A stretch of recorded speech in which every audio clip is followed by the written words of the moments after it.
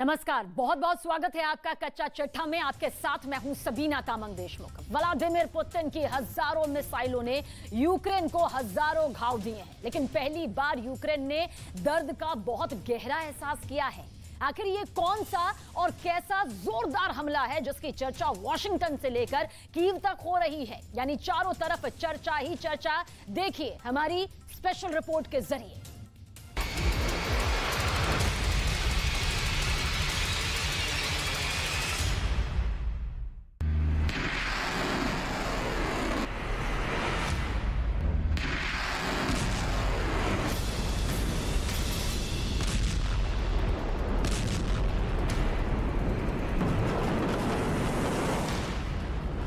-4 degree Celsius कड़कती हुई ठंड में आसमान चीरकर मिसाइलें गिर रही हैं।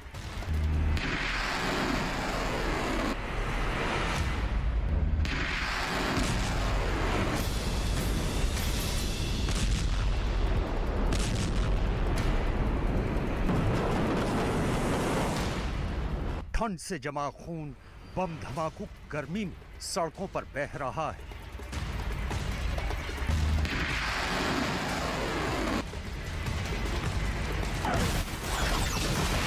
खेरसॉन से लेकर डोनेस्क और बखमुत से लेकर लुहांस्क तक जिंदगी और मौत की जंग छिड़ी हुई है।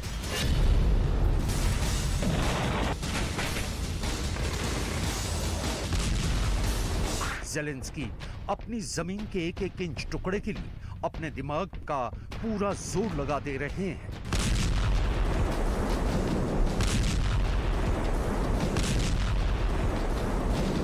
अमेरिका से लेकर यूरोप तक, बाइडेन से लेकर ब्रिटेन के हुक्मरान तक इस खूंखार जंग में पैसा झोंक झोंक कर तंग आ रहे हैं।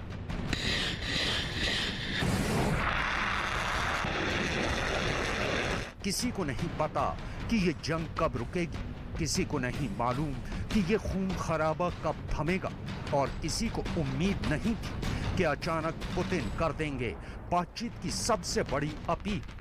किसी को भनक भी नहीं लगी थी कि बाकायदा एक रिपोर्टर से बात करके पुतिन शांति वार्ता की पहल करेंगे। ये है पुतिन का असली गेम, जिसे देखकर बाइडेन से लेकर ज़ेलेंस्की तक चकरा गए हैं। पुतिन के शांति संदेश के पीछे छुपे युद्ध संदेश को हम डिकोड करेंगे और ये भी बताएंगे कि कैसे आसमान से गिरते ड्रोन के टुकड़ों ने रूस के 3 सैनिकों की जान ले ली। इंसानी दुनिया के इतिहास की इस पहली घटना का हम विश्लेषण करेंगे, लेकिन सबसे पहले आपको लेके चलेंगे खेरसॉन की जंगी मैदान में, जहां इस वक्त सदी की सबसे खूनी जंग लड़ी जा रही है।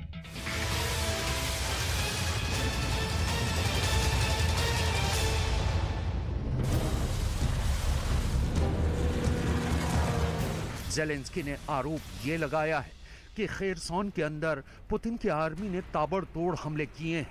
इन हमलों में 10 लोगों की मौत हो गई है और 58 लोग घायल हुए हैं। यूक्रेन की सरकार पुतिन पर आरोप लगा रही है, लेकिन खेरसॉन में पुतिन के द्वारा नियुक्त किए गए रूसी गवर्नर व्लादिमीर सल्डो ने कहा है कि कीव ने सैनिकों को शहर में गोलीबारी करने का आदेश दिया था। उन्होंने कहा कि रूस के सशस्त्र बलों को दोष देने के लिए ऐसा किया गया था। ये यूक्रेन की तरफ से एक उकसावे की कार्रवाई थी। दरअसल खेरसॉन नीप्रो नदी के 2 इलाकों में बटा हुआ है।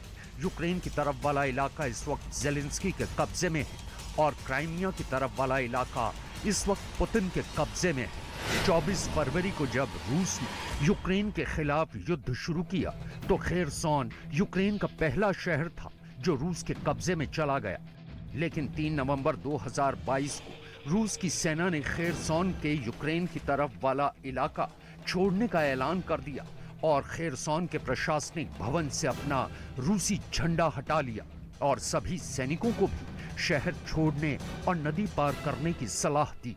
जंग शुरू होने के करीब 8 महीने बाद ज़ेलेंस्की की आर्मी ने खेरसॉन के बड़े इलाके पर कब्जा जमा लिया, लेकिन खेरसॉन का बड़ा इलाका छोड़ने के बाद भी रूस ने यूक्रेन के ठिकानों पर हमले लगातार जारी रखे हुए हैं।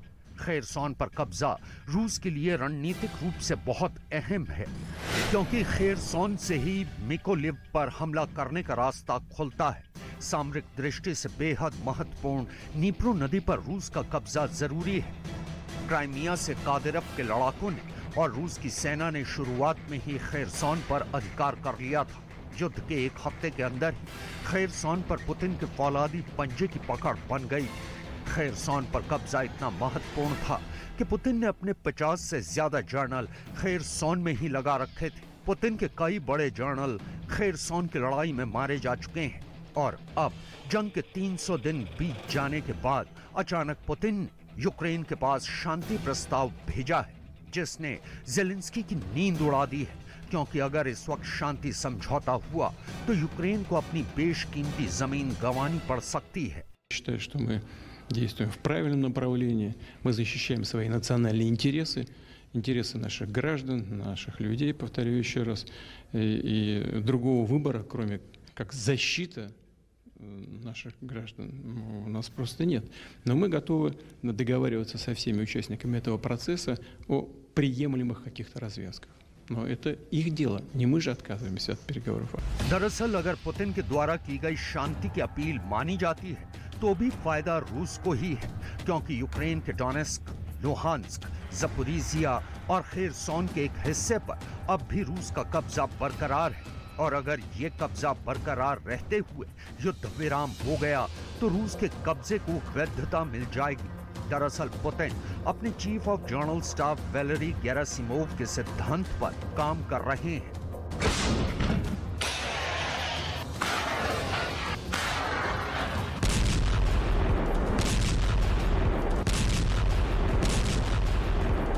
जनरल गेरासिमोव ने दुनिया को जबरदस्त मिलिट्री सिद्धांत दिया है, जिसे युद्ध का गेरासिमोव सिद्धांत कहते हैं। इस सिद्धांत के मुताबिक जमीन पर लड़े जा रहे युद्ध के अलावा भी दुश्मन को राजनीतिक और आर्थिक युद्ध में घेरना बहुत जरूरी होता है।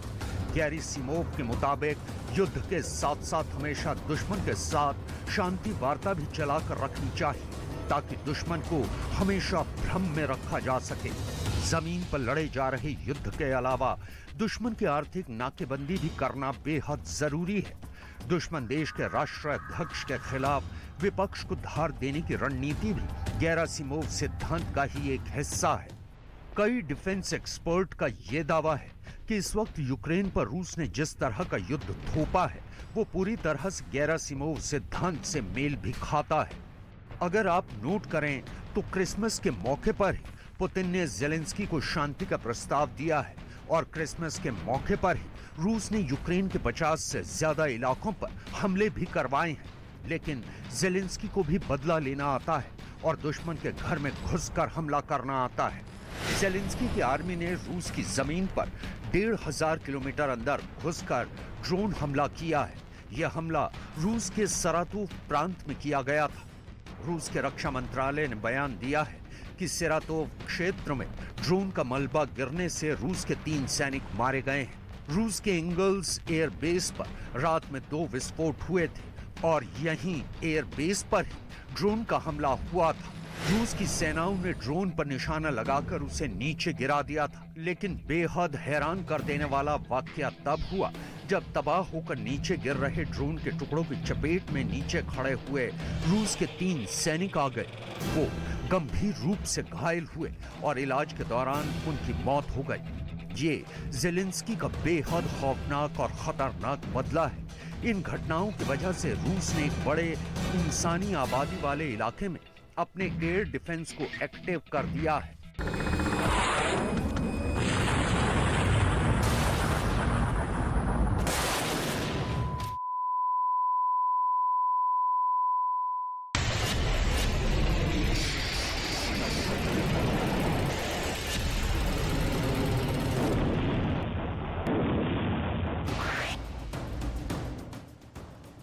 रूस ने बताया है कि उसके सैनिक यूक्रेन के द्वारा मिसाइल और हवाई हमलों से बचाव के लिए नए एंटी एयरक्राफ्ट मिसाइल सिस्टम पर 24 घंटे अलर्ट रहकर काम कर रहे हैं। रूस अपने S-300 सिस्टम के तहत लंबी दूरी की सतह से हवा में मार करने वाली मिसाइल प्रणालियों को चाक चौबंद कर रहा है। उधर जेलेंस्की ने भी अपने जवानों को सावधान किया है और रूस को चेतावनी दी है। Залишилось кілька днів цього року. Ми маємо бути свідомими, що наш ворог спробує зробити цей час для нас темним і складним. Росія програла цього року все, але намагається компенсувати свої програші зловтіхою своїх пропагандистів після ракетних ударів по нашій країні, по нашій енергетиці. Я знаю, що темрява не заважатиме нам проводити окупантів до нових їхніх поразок, але ми маємо бути готовими до будь-яких сценаріїв. Будь ласка, цими днями дослухайтесь до повітряних тривог. Ще раз, будь ласка, пошукайте і запам'ятайте, де знаходиться найближчий пункт незламності. उधर रूस ने भले ही यूक्रेन के कई प्रांतों को खाली कर दिया है, लेकिन खाली करने से पहले रूस की आर्मी ने यूक्रेन के 1 लाख वर्ग किलोमीटर के इलाके में बारूद बिछा दिया है। जेलेंस्की की आर्मी ने करीब 463 किलोमीटर की बारूदी सुरंग हटा दी है। यूक्रेन का कुल क्षेत्रफल 6 लाख वर्ग किलोमीटर है, यानी यूक्रेन के 6वें हिस्से में अब सिर्फ बारूद ही बारूद है। इस बारूद की सफाई में ही यूक्रेन की काफी ताकत खर्च हो रही है। हालात कुछ ऐसे बन चुके हैं, बिजली घरों की मरम्मत करने के लिए बिजली घरों तक पहुंचने से पहले बारूदी सुरंगों को साफ करना पड़ रहा है। इतनी बड़ी मात्रा में फैली बारूद की चटाई को हटाना किसी भी सेना के लिए आसान नहीं है। रूस के स्पेशल ऑपरेशन के हेड सरगई सुरोविकिन ने यूक्रेन में अपने सैनिकों को वापस बुलाया है, लेकिन वापसी के बाद भी यूक्रेन के लोगों के लिए ये सर्दियां काल बनकर टूट रही हैं। ठंड से बचने के लिए ही पुतिन की आर्मी ने बेहद चालाकी से खुद को समेट लिया है।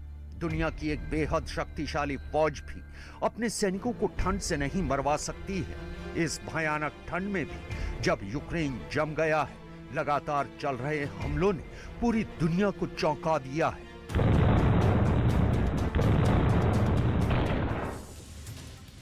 तो रूस के राष्ट्रपति व्लादिमीर पुतिन को यूक्रेन की जंग जीतने की बेहद जल्दी है, इसलिए व्लादिमीर पुतिन ने क्रिसमस के दिन भी यूक्रेन में खून बहाने से परहेज नहीं किया। जानकारी आप तक पहुंचा दें कि पुतिन कीव पर कब्जे के लिए 2023 का इंतजार क्यों नहीं करना चाहते। पुतिन को 2023 से आखिर डर क्यों लग रहा है और पुतिन के लिए क्यों शापित माना जा रहा है साल 2023, जिसका जिक्र बार बार किया जा रहा है। इस स्पेशल रिपोर्ट के जरिए ये देखिए आप भी।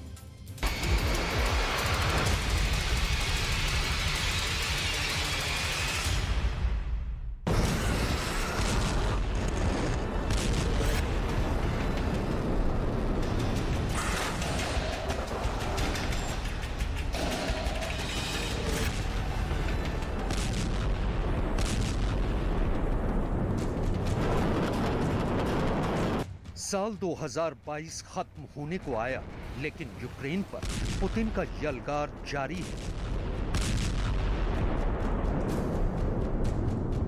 यूक्रेन और रूस के लिए साल 2022 वो साल है जो दोनों देश सदियों तक नहीं भूलेंगे।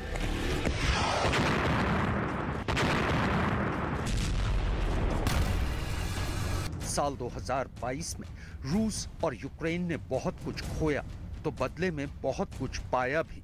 यूक्रेन ने अपने देश की शांति खोई, खुशहाली खोई, अपने लोग खोए, लेकिन बदले में पाया दुनिया की सुपर पावर कंट्री अमेरिका का साथ, नेटो की हमदर्दी और बेशुमार विदेशी हथियारों की ताकत।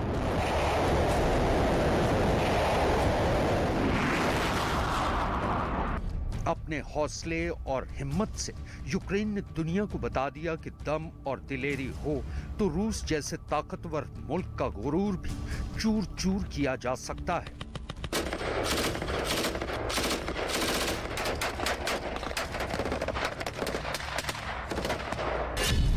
संयुक्त राष्ट्र मानवाधिकार एजेंसी के मुताबिक यूक्रेन पर रूसी हमलों में अब तक 6,800 से ज्यादा आम नागरिकों ने अपनी जान गंवाई है, जबकि 10,769 लोग घायल हुए हैं। वहीं 2022 में रूस पर एक हमलावर देश का दाग लगा। पुतिन पर बेगुनाहों के कत्ल का इल्जाम लगा। रूस ने यूक्रेन फतह करने के लिए पानी की तरह पैसा बहाया और उसी तरह बहाया अपने हजारों सैनिकों का खून, जिनकी कुर्बानी की कीमत पर रूस ने हथियाई यूक्रेन के 4 राज्यों की जमीन।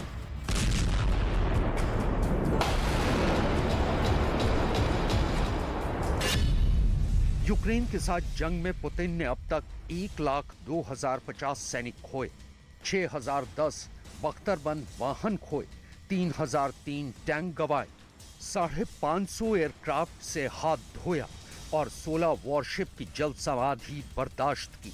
जबकि यूक्रेन मिलिट्री रिपोर्ट में दावा किया गया है कि 24 से 25 दिसंबर तक 24 घंटों में रूस के 600 से ज्यादा सैनिक मारे गए हैं।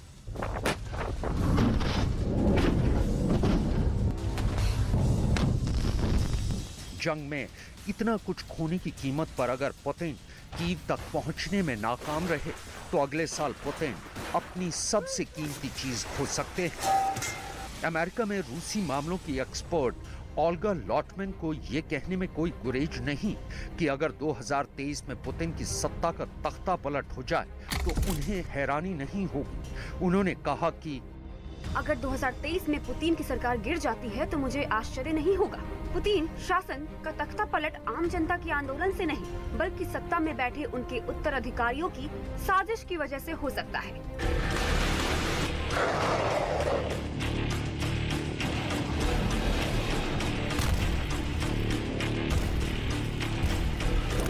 ओल्गा लॉटमैन की आशंका से इनकार इसलिए नहीं किया जा सकता क्योंकि अभी हाल ही में पुतिन ने एक इंटरव्यू में दावे के साथ कहा था कि पश्चिमी देश रूस के टुकड़े टुकड़े करना चाहते हैं, यानी कि पुतिन को भी इस बात की भनक है कि पश्चिमी देश उन्हें सत्ता से हटाने की साजिश में जुटे हैं।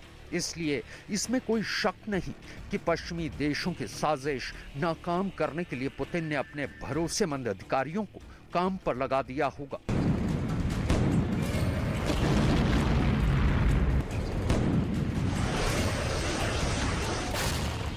पुतिन को अच्छी तरह समझने वाली ओल्गा मानती हैं कि कभी हार न मानने वाले पुतिन पश्चिमी देशों पर पलटवार की कोशिश जरूर करेंगे। वो पश्चिम के साथ युद्ध भले न करे, लेकिन वो पश्चिमी देशों के बीच आपसी फूट के बीज बो सकते हैं। ओल्गा के मुताबिक पुतिन अमेरिका और यूरोप के संबंधों में दरार डाल सकते हैं। वो ब्रिटेन और यूरोपीय संघ के बीच नया टकराव पैदा कर सकते हैं। यूक्रेन की जंग को लेकर ओल्गा का साफ कहना है कि जब तक पुतिन पावर में है तब तक यूक्रेन में शांति की संभावना दूर दूर तक नहीं है।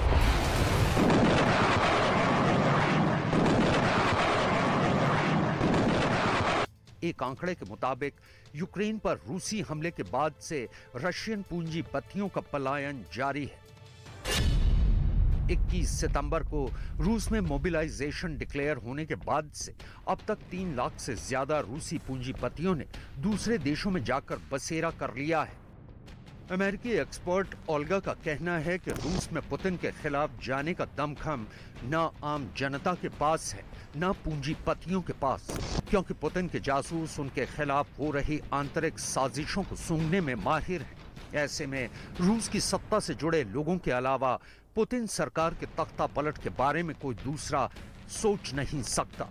यूक्रेन में छिड़ी जंग को जीतना पुतिन के लिए सबसे बड़ा मकसद बन चुका है, जिसे पूरा करने के लिए पुतिन किसी भी हद तक जा सकते हैं। यही वजह है कि पुतिन ने यूक्रेन पर 25 दिसंबर के दिन भी बम बरसाने से गुरेज नहीं किया, जिस दिन ईसाइयों का सबसे बड़ा त्योहार क्रिसमस मनाया जाता है। क्रिसमस के दिन पुतिन की फौज ने क्रेमलिन से यूक्रेन पर ताबड़तोड़ बम, रॉकेट और मिसाइलें बरसाई। यूक्रेनी फौज के मुताबिक 25 दिसंबर को यूक्रेन भर में 65 बस्तियों पर रूस ने हमले किए, जिनमें खार्कीव की बस्तियों को सबसे ज्यादा निशाना बनाया गया। 24 दिसंबर को रूस ने खेरसोन में जबरदस्त हमला बोला था। यहां सिटी सेंटर पर किए मिसाइल हमले में 16 लोगों की मौत हो गई और 64 लोग घायल हुए थे। यूक्रेन के रक्षा मंत्रालय ने इस हमले के बाद एक ब्लड डोनेशन सेंटर की तस्वीर ट्वीट करते हुए लिखा, रूसी आतंकवादी हमले में घायल हुए अपने साथियों की मदद के लिए शहर के लोग यहां जमा हुए हैं। यूक्रेन को रूस के ऐसे ही हमलों से बचाने के लिए America patriot air defence system supply करने जा रहा है। $30 लाख पर यूनिट की कीमत वाला ये जंगी हथियार रूस के मिसाइल हमलों को नाकाम करने की ताकत रखता है। इसलिए बाइडेन के ऐलान के तुरंत बाद तिलमिलाए पुतिन ने कहा था कि वो अमेरिका का आउटडेटेड पेट्रियट सिस्टम 100% बर्बाद कर देंगे। यूक्रेन को इसी हफ्ते पेट्रियट की सप्लाई शुरू हो जाएगी।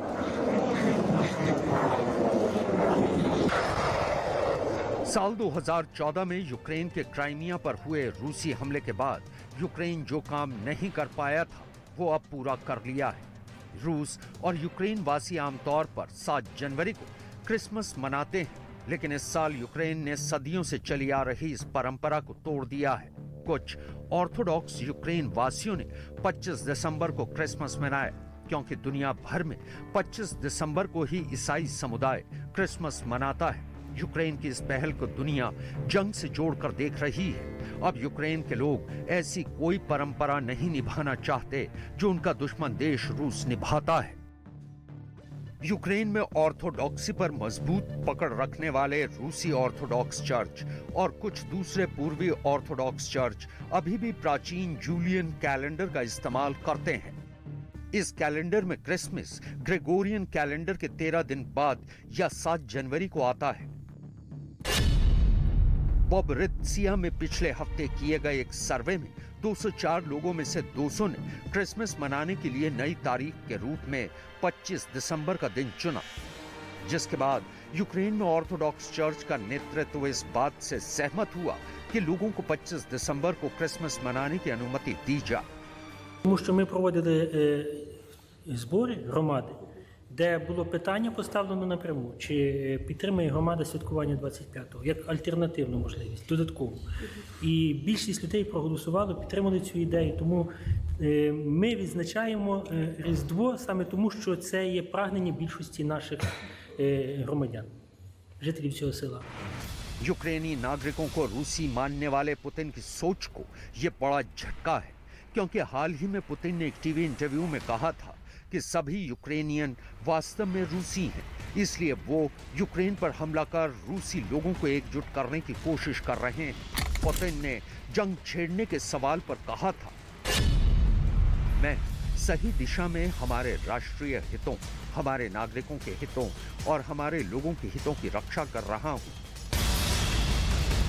पुतिन को मिले कुदरत के झटके के मुकाबले यूक्रेन के नागरिकों का ये झटका तो कुछ भी नहीं है। रूस में माचो मैन की इमेज वाले पुतिन का शरीर भीतर से खोखला और कमजोर होता जा रहा है।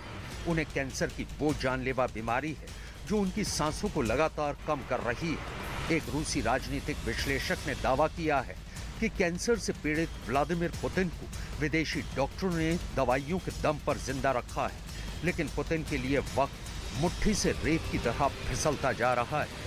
दुनिया भर में अफवाहें हैं कि 70 साल के पुतिन गंभीर रूप से बीमार हैं, लेकिन उनकी सेहत हाईटेक ट्रीटमेंट के दम पर संभाली जा रही है। ये दावा करने वाले वालेरी सोलोवी मॉस्को के जाने माने इंस्टीट्यूट ऑफ इंटरनेशनल रिलेशंस के एक पूर्व प्रोफेसर हैं। ये इंस्टीट्यूट जासूसों और राजनयिकों के लिए एक ट्रेनिंग स्कूल है, इसलिए सोलोवी को लंबे वक्त से पुतिन की सेहत के बारे में जानकारी है। सोलोवी के मुताबिक पुतिन को शुरू में पेट के कैंसर का सामना करना पड़ा था, जो अब फैल चुका है और अब और ज्यादा खतरनाक हो चुका है। पुतिन जो दवाएं ले रहे हैं, पार्किंसंस के शुरुआती लक्षण दिखने लगे हैं। सोलोवी कहते हैं, दवाओं के साइड इफेक्ट से पुतिन के हाथ की त्वचा बैंगनी रंग की होने लगी है और उनके चेहरे पर भी हल्की सूजन आ गई है। इन्हीं दावों से रूस में ये चर्चा तेज है कि अब पुतिन कुछ ही महीनों के मेहमान हैं। मेडिकल एक्सपर्ट्स मानते हैं कि पुतिन को जिस बीमारी का दावा किया जा रहा है, उस बीमारी के साथ वो ज्यादा दिनों तक एक्टिव लाइफ नहीं जी सकते। उन्हें बहुत जल्द आराम की जरूरत पड़ेगी। बीमारी का असर उनके शरीर पर भी दिखने लगेगा।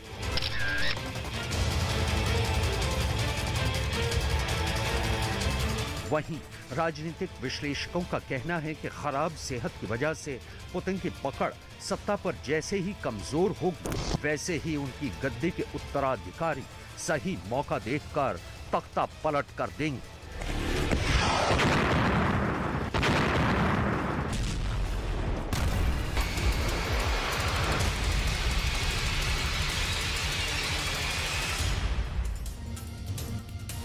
24 फरवरी 2022 यानी वो तारीख जब रूस ने यूक्रेन पर हमले की शुरुआत की थी। साल 2022 खत्म होने को आया है, लेकिन रूस और यूक्रेन के बीच जारी महाजंग की रफ्तार थमने का नाम नहीं ले रही। इस बीच व्लादिमीर पुतिन के नए वॉर प्लान के डिकोड होने के बाद डिफेंस एक्सपर्ट्स का कहना है कि नए साल यानी साल 2023 में भी यूक्रेन की तस्वीर बदलने वाली नहीं, बल्कि नए साल में पुतिन जंग को और भी तेज कर देंगे। आप ये रिपोर्ट जरूर देखेंगे और देखेंगे तो आप समझेंगे कि आखिर यूक्रेन जंग को लेकर पुतिन का ये पूरा नया प्लान क्या कुछ कहता है।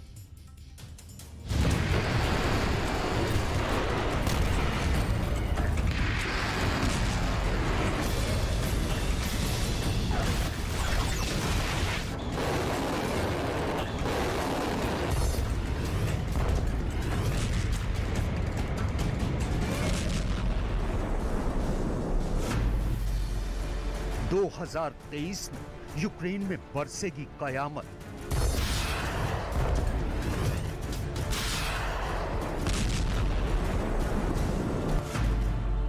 रूस ने तैनात किए नए लॉन्ग रेंज मिसाइल सिस्टम।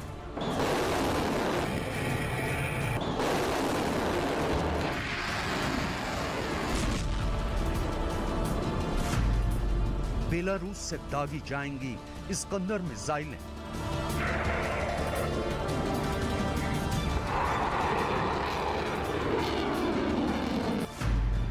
दो 2023 पुतिन की नई युद्ध नीति।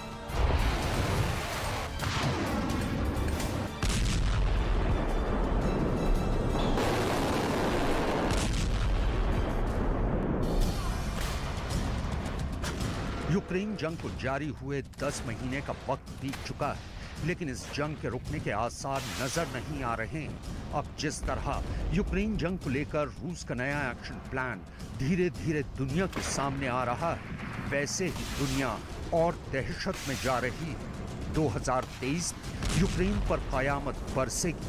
2023 यूक्रेन पर कहर टूटेगा। 2023 में यूक्रेन में तबाही की नई इबारत लिखी जाएगी।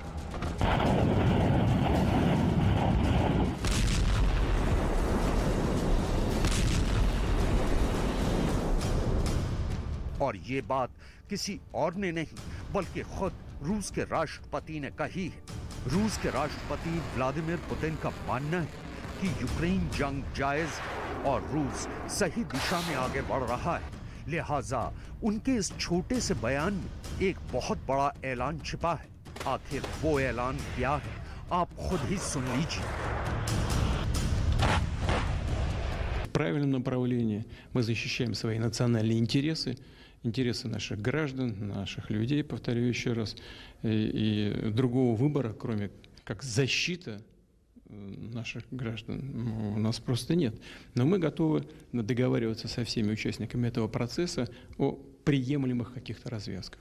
Но это их дело. Не мы же отказываемся от переговоров, а они. रूस के राष्ट्रपति पुतिन के इस बयान का सीधा सा मतलब निकलता है कि रूस यूक्रेन पर हमले करना बंद नहीं करेगा। इंटरनेशनल मीडिया में छपी एक रिपोर्ट के मुताबिक राष्ट्रपति पुतिन के एक फरमान के बाद रूस की सेना दिन रात अपने नए एंटी एयरक्राफ्ट सिस्टम को वॉर फ्रंट की नई पोजीशन पर तैनात करने में जुटी हुई है। इस रिपोर्ट में यह भी दावा किया गया है कि रूस अब वॉर फ्रंट की अलग अलग लोकेशन पर अपने long range surface to air यानी जमीन से हवा में मार करने वाले S-300 एयर डिफेंस सिस्टम को तैनात कर रहा है।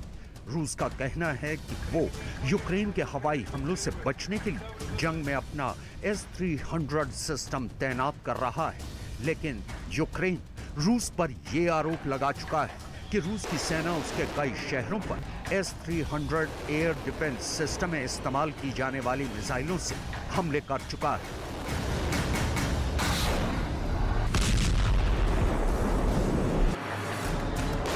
रूस के S-300 की गिनती दुनिया के आधुनिक और घातक एयर डिफेंस सिस्टम में होती है और इसे लंबी दूरी के टारगेट को तबाह करने के लिए बनाया गया है। इस मिसाइल डिफेंस सिस्टम के 3 बेस वर्जन हैं। इनमें S-300V, S-300P और S-300F शामिल हैं। आइए अब आपको S-300 की खासियत के बारे में भी बताते हैं।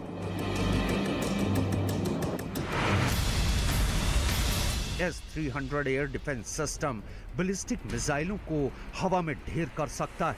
इतना ही नहीं, हवा में उड़ रहे लड़ाकू विमानों को ये पलक झपकते तबाह करने की ताकत रखता है। इसका रेडार सिस्टम इतना आधुनिक है कि वो एक समय में कई टारगेट को ट्रैक कर सकता है। यही नहीं, इसके जरिए दुश्मन पर एक साथ कई मिसाइलें भी दागी जा सकती हैं। S-300 BM सिस्टम S-300 का ही अपग्रेडेड वर्जन है। इसमें 6 मिसाइलें एक साथ दागी जा सकती हैं। इसकी रेंज 200 से लेकर 400 किलोमीटर तक है।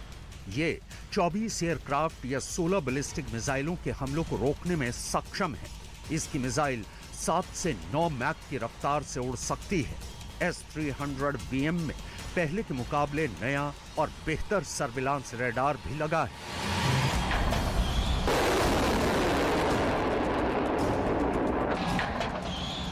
राष्ट्रपति पुतिन को अपने S-300 वेपन सिस्टम पर इतना नाज है कि वो खुलेआम S-300 और अमेरिका के पेट्रियट वेपन सिस्टम की तुलना करते हुए ये बयान तक दे चुके हैं कि पेट्रियट पुराना हो चुका है और वो S-300 की तरह काम नहीं कर सकता है।